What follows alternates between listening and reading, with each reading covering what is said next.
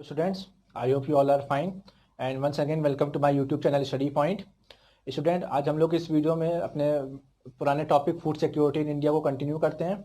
ये हमारी वीडियो का सेकंड पार्ट है चैप्टर से और इस चैप्टर को हम लोग आगे कंटिन्यू करेंगे। जो हम लोगों ने पुराना टॉपिक जहाँ तक पढ़ा था ये इस वीडियो में हम लोग उसके आगे के टॉपिक को कवर अप करेंगे। पुराने टॉपिक्स में जैसे कि हमने पढ़ा था फूड सिक्योरिटी के बारे में, फूड सिक्योरिटी के 3 डायमेंशंस होते हैं उनके बारे में पढ़ा था। कंट्री में फूड सिक्योरिटी की रिक्वायरमेंट क्यों है और नेचुरल कैलामिटीज़ के टाइप जब होता है, जैसे कोई अर्थक्वेक आ गया, कोई फ्लड आ गया, डिज़ास्टर आ गए, तो इस टाइम में जो हमारे कंट्री के फूड सिक्योरिटी है इनका क्या रोल होता है। ठीक, इस वीडियो में जो हम लोग पढ़ेंगे वो फूड इनसिक्योर पीपल्स के बारे में पढ़ेंगे, buffer stock, public distribution system और ये 2 स्कीम है, इनके बारे में डिटेल में आपको हम आज इस वीडियो में बताएंगे। तो शुरू करते हैं बेटा। सबसे पहले जो हमारा टॉपिक है वो है फूड इनसिक्योर पीपल।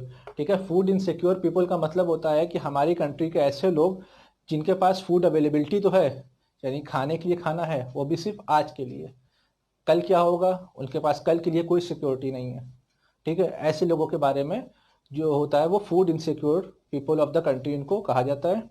इसमें क्या होता है basically worst affected groups are landless people, traditional artisans and petty self employed workers.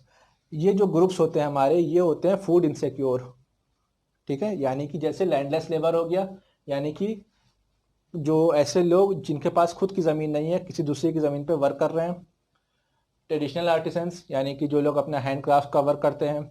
ठीक है, पेटी सेल्फ एम्प्लॉयड वर्कर्स बहुत छोटे छोटे जो लोग होते हैं जो अपना गुजारा करने के लिए कोई दुकान कर लिया या कोई अपना खुद का सेल्फ वर्क स्टार्ट करते हैं। तो ये लोग जो होते हैं बेसिकली फूड इनसिक्योर होते हैं क्योंकि इनके पास फूड अवेलेबल होता है लेकिन बहुत ही कम क्वांटिटी में होता है। इनको अपने भविष्य के बारे में नहीं पता होता है कि कल हमको खाना मिलेगा कि नहीं मिलेगा। अगर ये काम होता है, इनकी अर्निंग होती है तो ये फूड को अवेलेबल करा पाते हैं अपने पास। ठीक है, अदरवाइज ये फूड इनसिक्योर हैं। फिर कौन से स्टेट हैं, कौन सी ऐसी जगह हैं जहाँ ये लोग जो इनकी एग्जिस्टेंस होती है, वो है हमारा यूपी, महाराष्ट्र, झारखंड, उड़ीसा, वेस्ट बंगाल।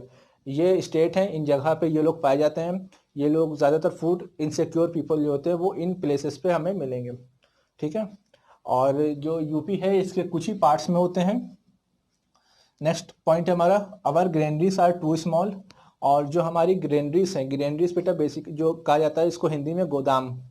ठीक है, जहाँ पे हमारा अनाज को रखा जाता है वो ग्रेनरीज होती हैं।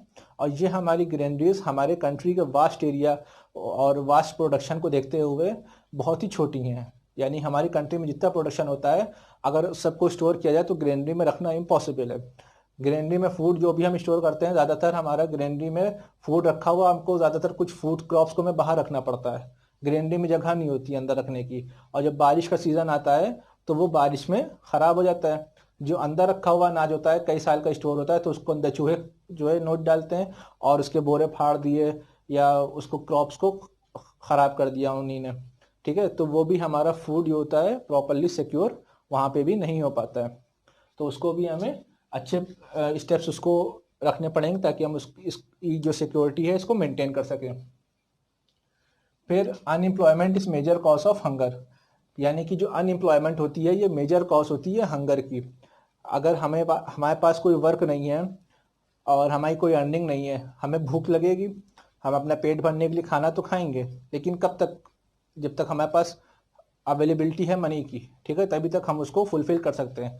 जब हमारे पास मनी ख़त्म हो गया हम हेल्पलेस हो गए। ठीक है, तो अनएम्प्लॉयमेंट क्या हो गया, मेजर कॉज है हंगर का। हंगर जो होते हैं वो बेटा 2 तरह की होती है, क्रॉनिक हंगर है, एक सीजनल हंगर है। यहाँ पे इसके 2 पार्ट्स हैं। ठीक है, अब यहाँ हम पहले क्रॉनिक हंगर को समझेंगे और एक बार सीजनल हंगर को समझेंगे। तो क्रॉनिक हंगर जो होता है बेटा, people suffer from chronic hunger when they are very low income. ठीक है, पीपल जो होते हैं क्रॉनिक हंगर से तब सफ़र करते हैं जब उनकी इनकम क्या होती है, वेरी लो होती है। Inability to buy foods. ठीक, यानी कि उनके पास इतनी इनकम नहीं होती है कि वो फूड को ख़रीद सकें, वो इनएबल होते हैं फूड को ख़रीदने में। ठीक है, तो यहाँ पे पीपल क्रॉनिक हंगर से उस टाइम सफ़र करता है जब उसकी इनकम क्या होती है, बहुत ही लो होती है और वो फूड को अफोर्ड नहीं कर पाता है। सीजनल हंगर क्या होता है बेटा, ये आप वर्ड्स देख करके समझ रहे होंगे। सीजनल का मतलब होगा ये आपका एक टाइम पीरियड होता है। ठीक है, सीजनल हंगर जो होता है वो cycles of food growing and harvesting, यानी कि जब ये हमारा टाइम पीरियड चल रहा होता है फूड के ग्रो होने का और फूड के हार्वेस्ट होने का, तब सीजनल हंगर हमको देखने को मिलेगा। नेक्स्ट पे आते हैं बेटा। In July 2014 stock of wheat and rice with FCI was 65.3 million ton. अब 2014 की बात होती है जुलाई की। इसमें क्या होता था कि stock of wheat and rice, wheat और राइस जो हमारे फूड ग्रेन होते हैं इनका स्टॉक कर लिया जाता है एफसीआई की तरफ से, जो होता है 65.3 मिलियन टन्स। बहुत ही ह्यूज क्वांटिटी हो गई 65.3 मिलियन टन्स। ठीक है। एफसीआई क्या है? एफसीआई है फूड कॉर्पोरेशन ऑफ इंडिया। ये एक गवर्नमेंट बॉडी है, इसको गवर्नमेंट ऑफ इंडिया रन करती है। ठीक है। अब हमारा जो मेन टॉपिक है वो है बफर स्टॉक। बफर स्टॉक में क्या होता है? ठीक है। और बफर स्टॉक की रिक्वायरमेंट क्यों होती है, इसको इसकी ज़रूरत क्यों पड़ी हमें? कंट्री में कोई भी हमारे पास कोई भी नेचुरल क्लाइमिटी हो या कहीं पे क्रॉप कल्टीवेशन कम हुआ हो, प्रोडक्शन कम हुआ हो, तो उस जगह की जो लोग होते हैं उनको फूड प्रोवाइड करने के लिए हमें बफर स्टॉक की रिक्वायरमेंट रहती है। तो stock of wheat and rice procured by government through FCI. अब यहाँ पे भी कौन से फूड ग्रेन्स हमारे लिए गए? व्हीट और राइस लिया गया। इसको गवर्नमेंट प्रोक्योर्ड कर लेती है, यानी कि अपने कब्जे में ले लेती है और किसान को इसका पेमेंट कर दिया जाता है। और ये काम कौन करता है? एफसीआई। ठीक। अब इसके बाद क्या होता है? The MSP is declared by the government every year before the sowing season. और एक एमएसपी होता है, एमएसपी का मतलब होता है मिनिमम सपोर्ट प्राइस। ये गवर्नमेंट डिक्लेयर करती है एवरी ईयर, हर साल डिक्लेयर करती है। कब डिक्लेयर करती है? बिफोर द सोइंग सीजन, यानी कि जब क्रॉप हमारा बोया जा रहा हो उससे पहले गवर्नमेंट जो होती है वो फूड ग्रेन की एमएसपी को डिक्लेयर कर देती है। ठीक।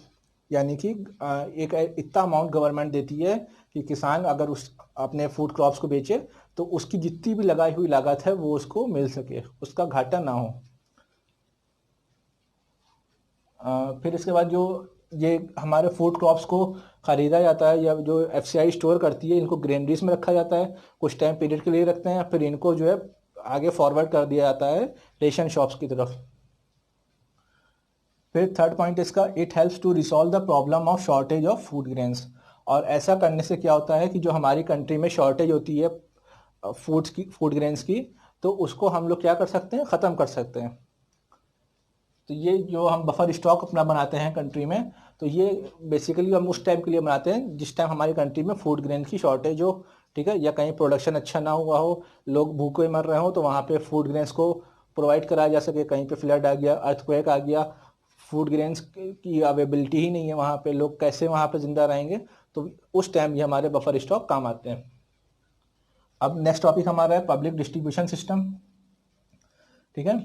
डिस्ट्रीब्यूशन सिस्टम से आप समझ रहे होंगे बेटा कि बांटने का, ठीक है, यानी कि जिसमें हम पब्लिक के लिए बांटें कुछ, तो डिस्ट्रीब्यूशन सिस्टम ये होता है।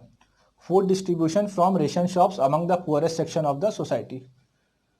जो हमारा पब्लिक डिस्ट्रीब्यूशन सिस्टम होता है ये किसके लिए बनाया गया था? ये poorest section of the society के लिए बनाया गया था, यानी कि सोसाइटी के उन लोगों के लिए बनाया था जो सबसे ज़्यादा गरीब है, जिनको सबसे ज़्यादा खाने की ज़रूरत है। ठीक है। जो इतने गरीब है जो अपना खाना खरीद तक नहीं सकते, उनके पास पैसे नहीं है, ये उनके लिए बनाया गया था कि उनको आसानी से खाना प्रोवाइड किया जा सके। Ration shops in India was started in 1940। ये आपको याद रखना है कि इंडिया में रेशन शॉप कब से स्टार्टेड है? ये 1940 से स्टार्टेड है। ठीक है। और बंगाल में जो फेमाइन आया था वो 1943 में आया था, और उस टाइम पे भी हमारी कंट्री में रेशन शॉप्स एग्जिस्ट थी। There are about 5.5 lakh ration shops. अब हमारी कंट्री में कितनी रेशन शॉप्स हैं? 5.5 लाख रेशन शॉप्स हैं। It is also called fair price shop, और ये इसका दूसरा नाम है जिसको हम फेयर प्राइस शॉप के नाम से भी जानते हैं। फिर इसके बाद next point, 3 kinds of ration cards. Ration cards क्या होते हैं ये आप लोग अच्छे से जानते होंगे कि जब भी आप लोग किसी डिस्ट्रीब्यूशन सिस्टम की दुकान पे या रेशन की दुकान पे जब भी आप जाते हैं तो आपके पास एक कार्ड होता है जिसको दिखा करके आपको रेशन मिलता है। ठीक है। तो जो भी राशन आप अफोर्ड करते हैं तो उसमें क्या होता है, जो रेशन कार्ड होता है उसमें आपका नेम, आपकी एज, सेक्स, ठीक है, फैमिली मेम्बर्स के जितने भी होल्डर्स होते हैं सबका नाम मेंशन होता है उसमें, और उसी के हिसाब से आपको फूड ग्रेन अवेलेबल कराया जाता है।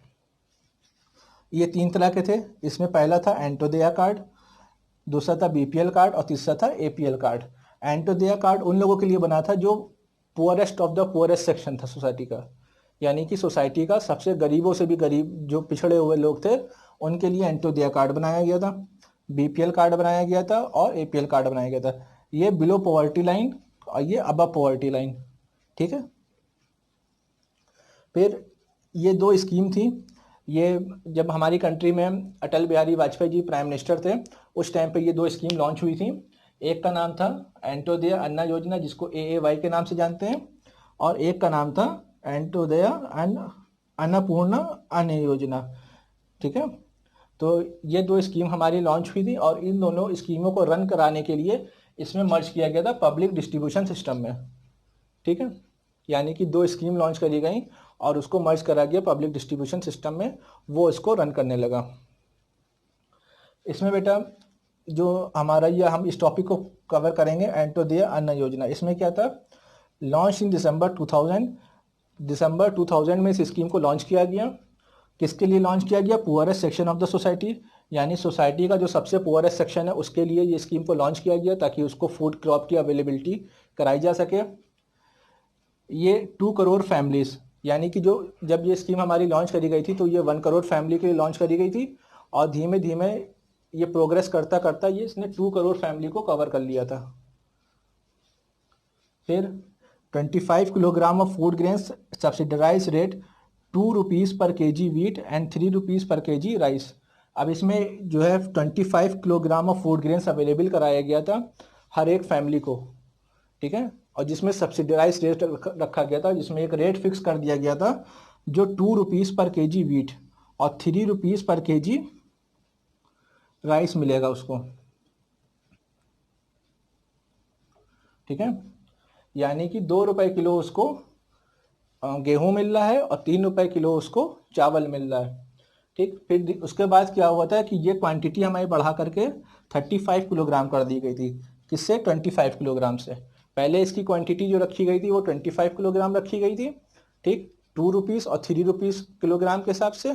फिर ये वाली क्वांटिटी बढ़ा करके इसने 35 किलोग्राम इसमें कर दी गई थी। इसके बाद नेक्स्ट देखते हैं अन्नपूर्णा अन्न योजना, जिसको APY के नाम से जानते हैं।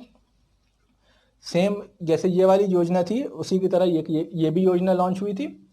ये लॉन्च हुई थी हमारी 1 अप्रैल 2000 को, और 1 अप्रैल 2000 को ये योजना लॉन्च हुई थी, लेकिन इसमें पुअरेस्ट सेक्शन को ना देखते हुए सीनियर सिटीजन्स जो थे हमारे कंट्री के उनके लिए थी। किसको कवर करा था इस योजना ने, सीनियर सिटीजन्स को। इसमें क्या हुआ था कि 10 किलोग्राम ऑफ फूड ग्रेन्स, यानी कि जो लोग हमारे कंट्री के सीनियर सिटीजन्स थे, यानी कि जिनकी एज 60 ईयर्स या अबव 65 ईयर्स थी, जो रिटायर हो चुके थे गवर्नमेंट जॉब से, पेंशन होल्डर्स थे, ठीक है, या जो सीनियर सिटीजन की कैटेगरी में लाई करते थे, वो लोग इस स्कीम को यूज़ कर सकते थे, इसका फ़ायदा उठा सकते थे। और इसके बाद इसमें इनको मिलता क्या था, 10 kilogram of food grains available कराया जाता था जो फ्री ऑफ कॉस्ट था। यानी कि सीनियर सिटीजन्स को हम 10 kilogram of food grain available करा रहे थे इस स्कीम के अंदर फ्री ऑफ कॉस्ट में, ताकि उनके पास भी अवेलेबिलिटी ऑफ फूड क्रॉप हो सके। तो स्टूडेंट्स, ये आपका इम्पॉर्टेंट कंटेंट था और चैप्टर आपका कंप्लीट हो गया बेटा। कोई डाउट हो आप कमेंट सेक्शन में पूछ सकते हैं, और आपको हमारी वीडियो कैसे लगी इसके बारे में बताइए। वीडियो को लाइक कर दिए, चैनल को सब्सक्राइब कर दिए। थैंक यू बेटा, हैव अ नाइस डे।